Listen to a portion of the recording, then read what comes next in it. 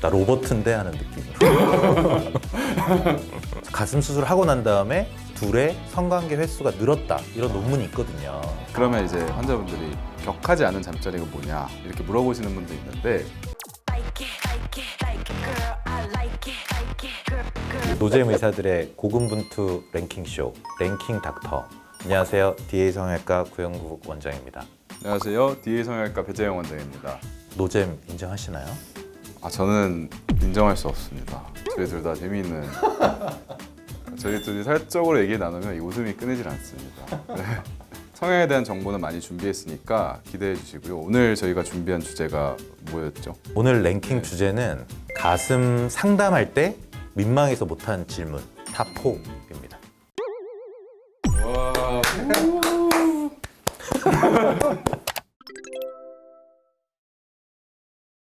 옷을 벗어야지 가슴을 보죠. 실제로 피부의 톤이 어떤지, 피부의 살성이 어떤지, 얼만큼 가슴골이 움직이는지, 그 다음에 연조직의 두께가 잡았을 때 얼마가 되는지, 그 다음에 정확한 가슴방이 얼마인지, 이건 진찰을 꼭 해야 됩니다. 탈의를 거부하시면 상담 진행은 가능한데 조금 더 디테일한 건 탈의를 하시는 게 좋습니다. 이런 질문 몇 번이나 받아보셨어요? 저도 종종 봤습니다. 근데 사실 이렇게 대놓고 질문은 못 하시고 되게 민망해하시고 옷을 안 벗으려고 하시고 얼굴 빨개지시고 이런 경우가 되게 많거든요. 저를 로봇이라 생각해요. 막 이런 말 많이 하지 않았어요? 가슴 엑스레이 촬영할 때 기계 앞에 서서 촬영을 하는데 그거는 사실 기계니까 안 민망하잖아요. 그래서 저는 저를 그런 기계라고 생각을 하라고 말씀을 드리면 다들 그냥 어이없어서 웃기니까 그냥 웃으면서 조금 편해하시더라고요. 가끔 너무 민망해하시는 분들한테는 그렇게 말씀을 드리고 있습니다. 저는 좀 반대네요. 완전히 그냥 나 완전 의사인데 하는 느낌으로, 나 로버트인데 하는 느낌으로.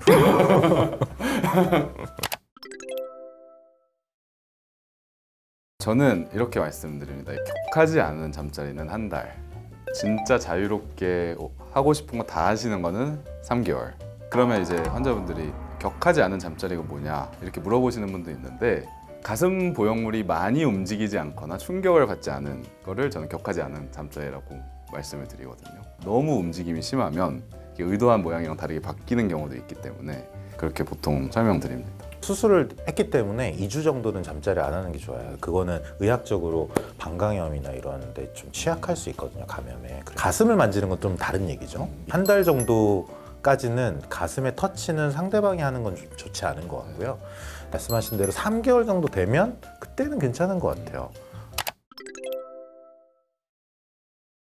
진지하게 설명을 드려보자면 가슴의 감각신경이 안쪽이랑 바깥쪽에서 크게 올라오고요. 위쪽에서도 이렇게 올라오는 경우가 있습니다. 그래서 당연히 수술 직후에는 일시적으로 신경도 어느 정도 충격을 받기 때문에 조금 떨어질 수 있고요.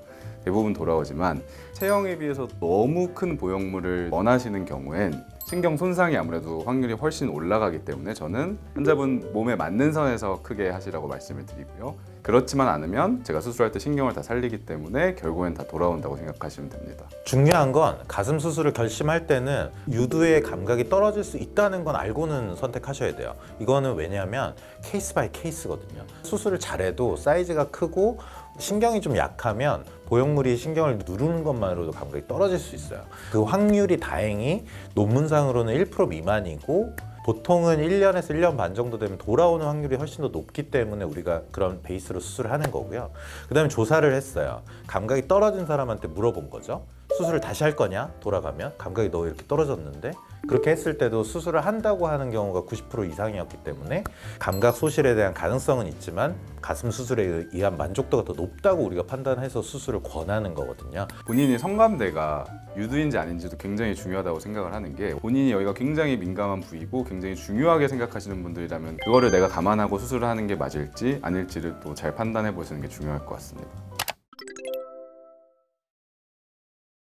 진짜 자주 듣는 질문 중 하나고, 티가 나는지 안 나는지에 따라서 뭐 보형물 사이즈라든지 이런 거 결정하시는 분이 많은데, 남자친구분이 진짜 예민한 분인지 둔감한 분인지, 그리고 사실 저는 제일 중요한 게 가슴 수술했던 전 여자친구가 있는지 아닌지, 이것도 제일 중요하다고 생각을 합니다. 그래서 원래 가슴이 베이스가 좀 있으셨던 분들은 남자분들이 아무리 만져봐도 전 모를 거라고 생각을 하고요.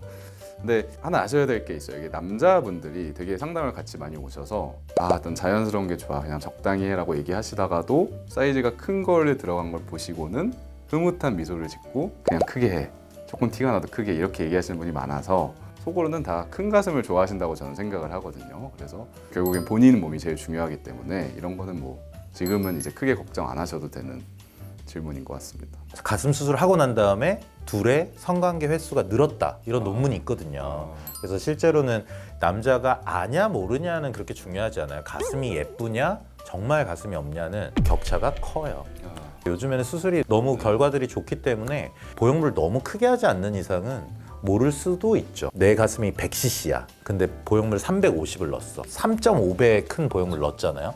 그런데 모르기는 좀 힘들어요. B컵 정도 되는데 한 풀 C컵 정도로 했어. 그건 절대 모르죠. 네. 중요한 건 내가 옷을 입었을 때 옷태가 얼만큼 달라지는지, 가슴골이 얼마나 예쁘게 생기는지, 옷을 벗고 거울을 봤을 때 자연스러운지, 이런 게 가장 중요한 포인트입니다.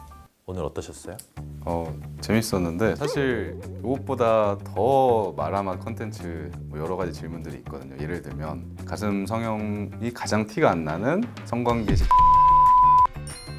또 조회수가 잘 나온다면 저희가 훨씬 자극적인 질문으로 준비를 해서 자극적이지만 도움이 되잖아요. 도움이 되죠. 2탄을 좀 기대해 보겠습니다. 오늘 영상이 좋았다면 구독, 좋아요, 알림 설정 부탁드립니다. 부탁드리겠습니다.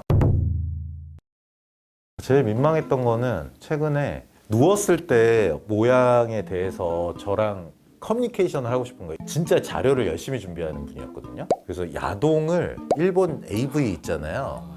AV를 편집을 10개 정도 해서 저랑 디스커션을 하는데 그때 좀 민망하더라고요.